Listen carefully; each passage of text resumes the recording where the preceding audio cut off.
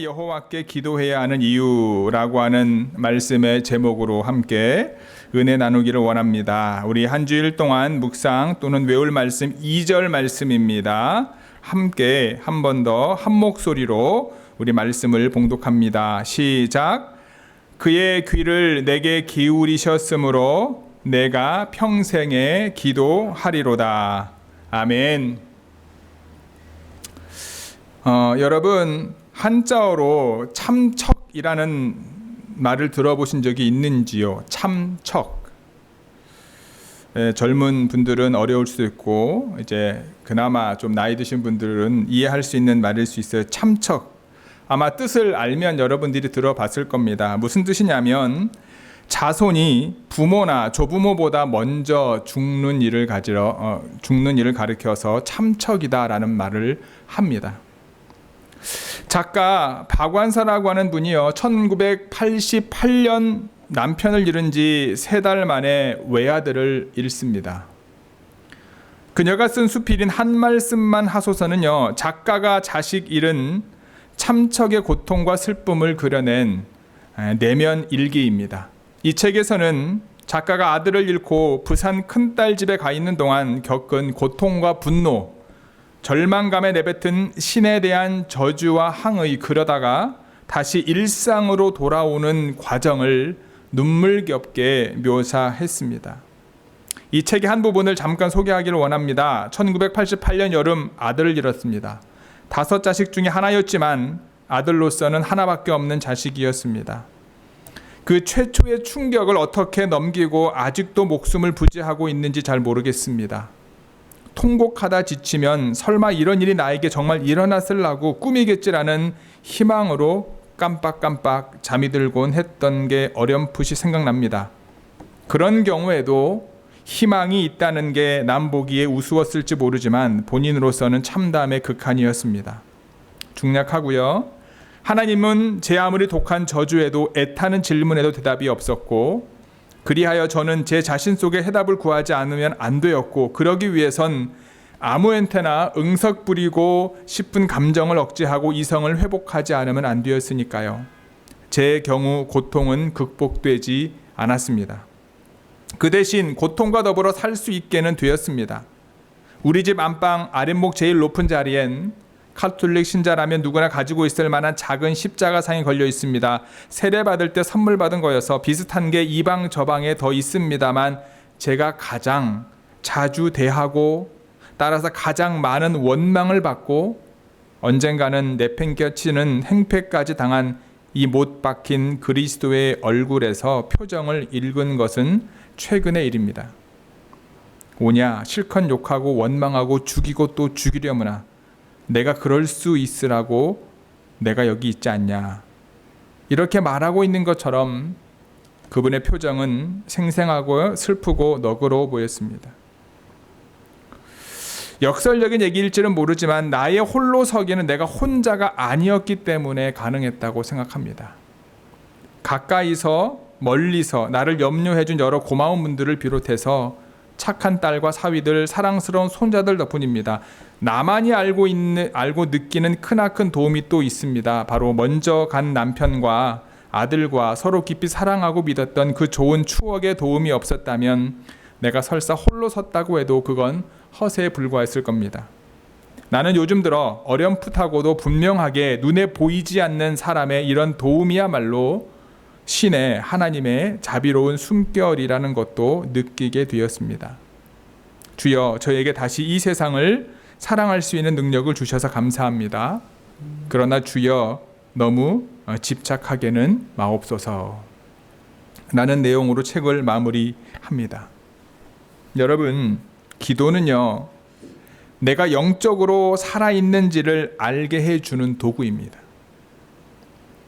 우리에게 기도가 필요한 이유는 내 기도를 들으시는 분이 계시기 때문입니다. 주변에 아무도 없는 것처럼 느껴질 때 눈을 들면 보이는 분이 계십니다. 우리의 기도를 들으시는 바로 여호와 하나님이십니다. 오늘 이 시간도 여러분과 저의 기도를 들으시는 여호와 그 하나님의 은혜가 가득하길 주님의 이름으로 기도합니다. 오늘 본문 시편 116편의 말씀은 저자가 누구인지 분명하지 않습니다. 그러나 본문에 나타난 시인의 절박한 상황이 다윗이 그의 아들 압살롬의 반역으로 인하여 절박한 위기에 빠졌을 때의 상황과 비슷하다는 점으로 보았을 때 다윗이 그의 아들인 압살롬의 반역을 마무리한 후에 지은 것으로 보는 학자들이 많습니다. 시인은 큰 환난을 만나 거의 소망이 없는 지경에 이르렀습니다. 고통이 하도 심해서 사람은 모두 거짓말쟁이다라고 말하기도 합니다. 그만큼 주변인들의 말이 그에게는 격려가 되지 않았습니다. 그렇지만 그는 낙심하거나 포기하지 않고 하나님께 기도했습니다. 그 결과 사망의 고통에서 건지심을 받는 체험을 했던 거죠. 그는 너무 감격한 가운데 이 시를 쓰게 되었다라는 겁니다. 오늘 주어진 본문을 함께 나누며 평생에 우리가 여호와 하나님께 기도해야 하는 이유를 분명히 깨달아 기도를 통해 하나님께서 주시는 응답을 얻게 되고 하나님께서 주시는 구원과 건지심의 역사를 경험하는 저와 여러분 모두가 되기를 주님의 이름으로 축복합니다. 평생에 기도해야 여호와께 기도해야 되는 이유는요. 첫 번째 따라할까요? 나의 기도를 들으시기 때문입니다. 나의 기도를 들으시기 때문입니다. 아멘. 하나님은요. 여러분들의 기도를 들으시는 분입니다. 우리 1절, 2절 같이 읽겠습니다. 시작. 여호와께서 내 음성과 내 간구를 들으심으로 내가 그를 사랑하는도다. 그의 귀를 내게 기울이셨으므로 내가 평생에 기도하리로다. 아멘. 시인은 자신이 여호와 하나님을 사랑하는 이유, 그 이유를 뭐라고 말합니까? 하나님께서 나의 목소리와 간구를 들어주셨기 때문이다 라고 고백을 합니다. 그리고 평생 동안 기도하겠다고 결단하는데 그 이유가 뭐죠? 하나님께서 나의 귀에 귀를 기울이시기 때문이다 라고 고백을 합니다. 여러분, 중요한 이야기를 조심스럽거나 비밀스럽게 할 때, 또 그런 이야기를 들을 때 서로 입과 귀를 맞댑니다. 2절에 기울이시다라고 하는 문자적인 뜻이 바로 그러한 의미입니다. 시인은 하나님께서 자신의 기도를 들어주시는 것이 마치 하나님께서 당신의 귀를 이 시인에게 갖다 대시듯이 행하신다라고 고백합니다. 사람과 사람 사이의 관계에서도, 예를 들면 부모와 자녀들의 관계에서도 말을 잘 듣는다는 의미는요, 그 말을 들을 수 있는 청력만을 의미하지 않고요, 순종과 행동을 의미하는 거예요. 자녀들이, 우리 애들이 엄마 아빠 말 잘 들어 그러면 말만 잘 듣는 게 아니라 엄마 아빠 말대로 행한다라는 의미까지 포함되는 거죠. 시인이 자신의 음성과 간구를 하나님께서 들으시고 귀를 기울이신다라고 하는 것은 응답해 주심을, 그냥 우리의 기도를 들으시는 것뿐만 아니라 그 기도 가운데 하나님이 응답해 주신다라고 하는 것까지 포함되어 있다라는 거예요. 시인의 이 고백은 시인이 하나님께 과거의 기도를 드렸을 때에도 하나님은 들으시고 응답하셨기 때문에 지금 하나님께 기도와 간구를 올려드리고 있는 것이고, 이것에도 응답하실 것이라고 하는 확실한 믿음이 있기 때문에 앞으로도 평생 동안, 남은 생애 동안 하나님께 기도와 간구를 드릴 것이라고 하는 믿음의 고백을 드리는 것이다라는 거예요. 그런데 많은 그리스도인들은요, 이 기도 생활은 이와 반대로 생각하는 경우가 많습니다. 과거에 내가 기도를 드렸더니 기도에 대한 응답이 없었고, 지금 기도를 드려봤자 응답하실 거라고는 확신이 들지 않기 때문에 굳이 미래에도 크게 다르지 않을 것이라고 생각하고 기도의 시간을 드리지 않는 그러한 모습으로 살아가시는 분들이 의외로 있다라는 거예요. 상당수의 그리스도인들이 기도의 응답은 내가 하나님께 올려드린 내용 그대로 이루어져야 하는 것이다라고 생각하곤 합니다. 저 또한 그런 생각을 하곤 했습니다. 그러나 기도의 응답에는 내가 기도한 내용에 대해서 예스로 하나님이 응답하신 것뿐만 아니라 노라고도 응답하실 때도 있고 웨이트라고 응답하실 때도 있지 않겠습니까? 부모는 어린 자녀가 무엇을 사달라고 요구했을 때 그것을 100% 그대로 들어주지 않습니다.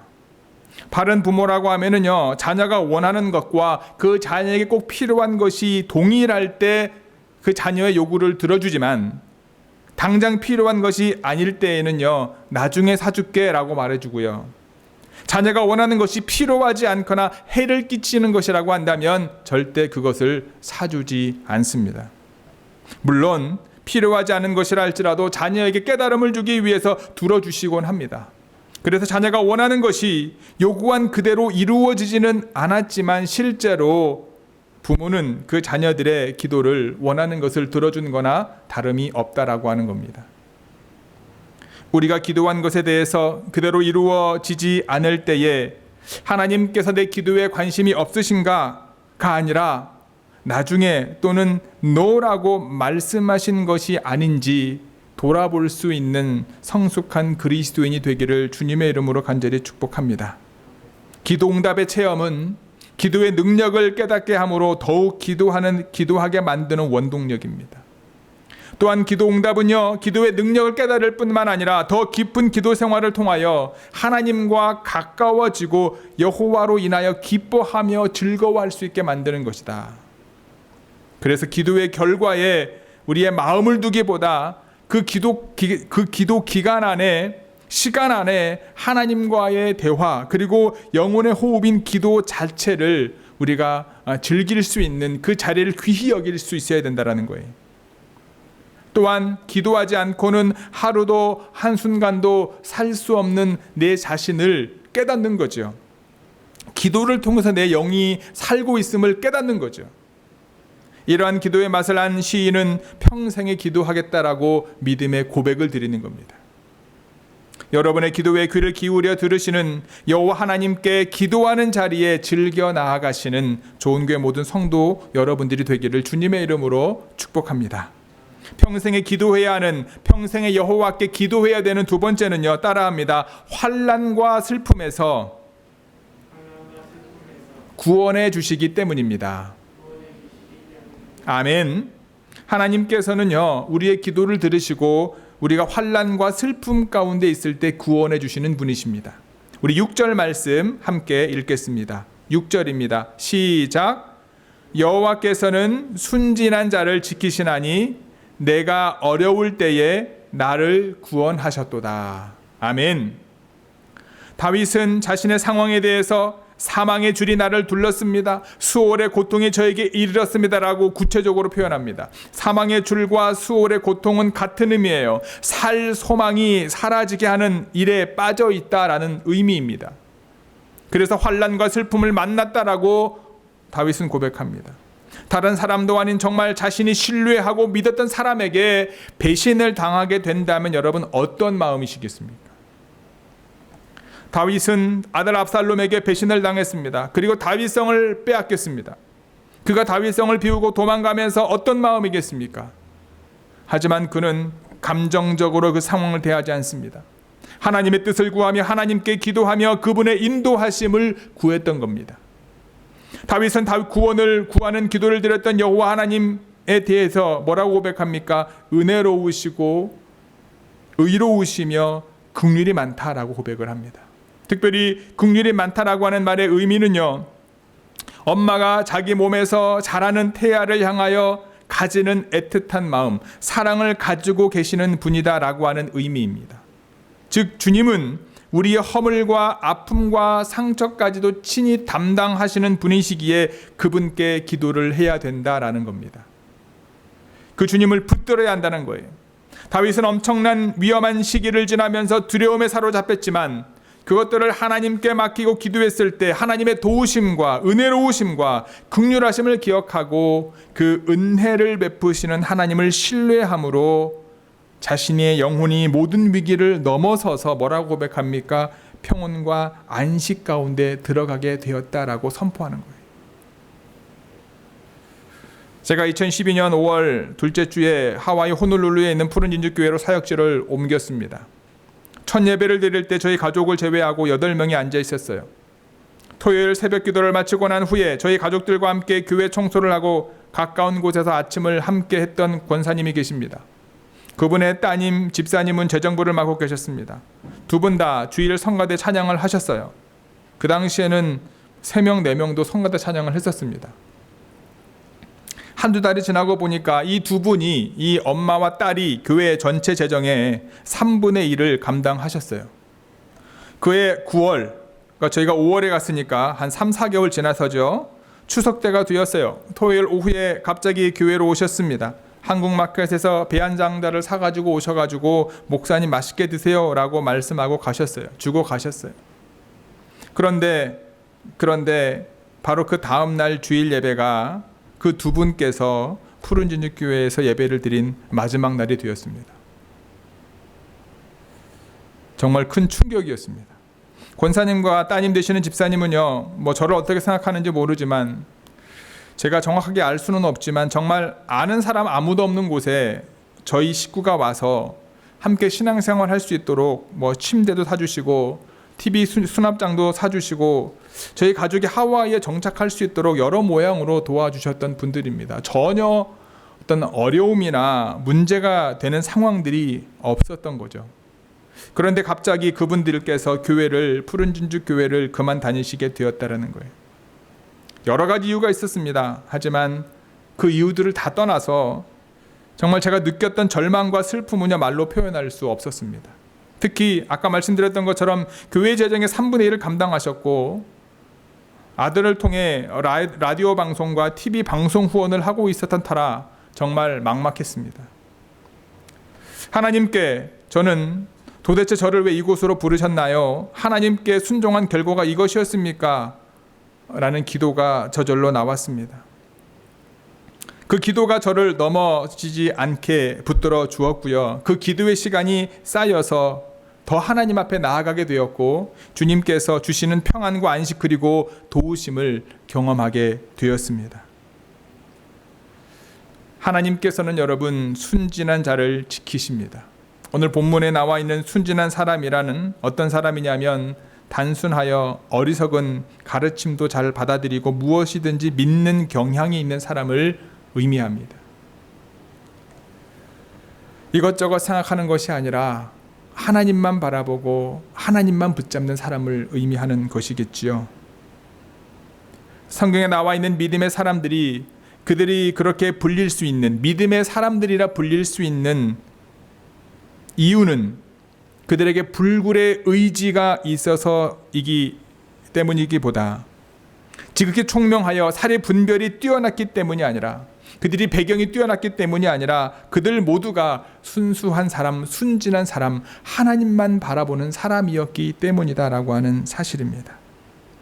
좋은 교회 성도 여러분, 여러분께서 여호와께 순진한 사람이 되어서 여러분들의 환난과 슬픔을 만났을 때 여호와 하나님께 기도하는 자리에 나아갈 수 있는 저와 여러분들 되기를 소원합니다. 긍휼이 많으신 엄마가 태아를 그 뱃속에 보호하는 것처럼 긍휼이 많으신 여호와 하나님께서 우리를 그분의 품 안에 품으시고 어떠한 상황에서도 우리를 참된 평안으로 인도해 주실 것이라 믿으시는 저와 여러분들 되기를 주님의 이름으로 축복합니다. 평생에 여호와께 기도해야 되는 이유는요, 마지막 세 번째입니다. 따라할까요? 사망, 눈물, 그리고 넘어짐에서. 따라합니다. 사망, 눈물, 그리고 넘어짐에서 건지시기 때문입니다. 아멘. 사망과 눈물 그리고 넘어짐에서 저와 여러분들을 건지시는 분이 바로 하나님이시기 때문에 우리는 평생에 그분께 기도해야 됩니다. 8절, 9절 함께 말씀을 읽겠습니다. 8절, 9절입니다. 시작. 주께서 내 영혼을 사망에서 내 눈을 눈물에서 내 발을 넘어짐에서 건지셨나이다. 내가 생명이 있는 땅에서 여호와 앞에 행하리로다. 아멘. 시인이 얼마나 힘든 상황 속에 있었던지 자신의 영혼이 죽음의 구렁텅이에 있었다라고 말합니다. 그리고 바로 그 죽을 것처럼 힘든 상황 속에서 하나님께서 자신을 건져주셨고 그의 눈에서 모든 눈물을 거두어 주시고 그의 발이 더 이상 비틀거리어 넘어지지 않도록 굳게 붙잡아 주셨다라고 고백을 합니다. 지금 시인은요, 사망에서 생명으로 옮겨주시고 구원해 주신 하나님의 놀라운 은혜를 회상하며 하나님께 감사의 찬양을 드리고 있는 거예요. 더 나아가 큰 은혜를 베푸신 슬픔의 원인을 주님께서 제거해 주셨으며 그의 발걸음을 하나하나 지켜주셔서 넘어지지 않게 하셨음을 고백하고 있습니다. 시인은 사망의 세계에서 건지심을 받았기 때문에 앞으로 그의 장래의 삶을 하늘에 계신 여호와 앞에서 살아가기로 다짐을 하고 있는 거예요. 여호와 앞은요, 하나님의 임재 장소를 의미하는 거겠지요. 이곳은 곧 생명이 있는 곳입니다. 늘 하나님께서 공급해 주시는 생명으로 살겠다라고 하는 믿음의 고백인 거죠. 2000년도죠. 벌써 20년 넘었네요. 21년. 5월 초에 제가 서울에서 봉사하던 교회에 사임하고 제주도로 내려갔어요. 아버지께서 제주도에서 개척교회를 하시고 계셨는데 본인은 중국 선교사로 가신다고 와서 그 교회를 담임해가지고 안수를 받으라는 거예요. 지금은 우리 고영국 목사님처럼 교회에서 이제 부교육자로 사역을 해도 안수를 받을 수 있었는데, 제가 이제 목회할 당시에는 이제 감리교회에서는 담임 목회 사역을 해야지 안수를 받을 수 있었습니다. 그래서 저희 아버지가 하고 있었던 개척교회를 저보고 이제 하라고 하면서 본인은 중국 선교사 가시겠다고 내려오라는 거예요. 아버지 말씀에 순종해 제주도에 내려갔습니다. 하지만 쉽지 않은 시간이 저를 기다리고 있었습니다. 아버지는 중국으로 가실 계획만 하셨고 언제 떠날지 묘연했습니다. 그리고 당시 제주지방 감리사님께서 여러 가지 이유를 들어, 이 이유까지 말하면은 참 여러분들이 마음 상할지도 몰라서 여러 가지 이유를 들어 저를 파송해 주지 않았습니다. 육체적으로, 정신적으로, 그리고 영적으로 침체가 오기 시작했습니다. 어느 날 저는 아버지에게 상담을 요청했어요. 아버지의 격려와 위로를 받고 다시 한번 힘을 내기 위해서였습니다. 하지만 아버지의 대답은 저를 더 절망스럽게 했습니다. 격려와 위로는커녕 훈계를 가장한 비난과 질책으로 바닥까지 갔었던 제 마음을 찢어 놓으셨습니다. 제가 태어나서 처음이자 마지막으로 내가 이렇게 살아서 뭘 하나라는 생각까지 가지게 되었습니다. 그날이 토요일 밤이었습니다. 아버지는 조금 있으면 중국 가니까 조금만 참자라고 저를 붙잡는 어머니에게 비행기표 값을 요구하여 받은 후에 주일 아침에 담임 전도사가 첫 비행기를 타고 서울로 올라와 버렸습니다. 지금 생각하면 정말 무책임하고 말도 안 되는 일을 제가 했었던 겁니다. 그런데 제가 갈 데가 어디 있습니까? 그렇죠? 24시간 있었던 안양의 갈멜산 금식기도원으로 갔습니다. 저는 기도원 본당에서 잠을 자야 했기 때문에 모든 예배를 계속해서 드릴 수밖에 없었어요. 그런데 하루가 지나고 이틀이 지나는 동안 들리지 않던 말씀이 들려지고 찬양을 할 수 없었던 입이 열리기 시작했습니다. 귀에 들리는 말씀은요, 내가 너와 함께한다, 두려워하지 말라 였고요. 제 입을 열어 고백하게 하는 찬양의 내용도 같은 내용의 찬양들이었습니다. 정말 죽을 것 같았던 제 마음과 영혼을 건지시는 하나님의 손길을 느낄 수가 있었습니다. 그 삶의 의욕을 잃어버렸던 고비를 넘어가자 그 이후 제 삶 속에서 눈물의 순간들이 덜어 있었지만 그때마다 하나님의 건지심을 경험하게 되었고요. 제가 넘어질 때면 제 곁에서 저를 붙잡아 주시는 주님의 붙잡으심을 경험하게 되었습니다. 그러한 삶들이 오늘까지 저를 인도해 주셨습니다. 사랑하는 좋은교회 성도 여러분, 지금 여러분들이 겪고 있는 상황이 혹시 사망의 자리와 같다고 여겨주십니까? 아니면 마르지 않는 눈물의 골짜기에 있는 것 같이 여겨주십니까? 아니면 방향을 잡지 못하거나 중심을 잡지 못하는 사람처럼 인생 가운데 좌로나 우로나 자꾸 넘어지는 삶을 혹시 살고 있습니까? 오늘 본문 8절 시인의 고백이 저와 여러분들의 고백이 되기를 축복합니다. 오 여호와여, 주께서 내 영혼을 죽음에서 건져주셨습니다. 내 눈에서 눈물을 거두어 주셨습니다. 내 발이 넘어지지 않게 붙잡아 주셨습니다. 주님 앞에 나아오십시오. 그분께 기도하십시오. 그분께서 여러분들을 건져주실 것이고 힘들고 어려운 우리의 삶이지만 늘 우리와 함께 계심을 깨닫게 해주실 것입니다. 주님이 지금도 우리의 삶을 붙잡고 계심을 경험하게 될 것입니다. 우리가 하나님을 의지하고 살아갈 때 시인의 고백처럼, 다윗의 고백처럼 하나님께서는 반드시 우리들을 도와주실 줄 믿습니다.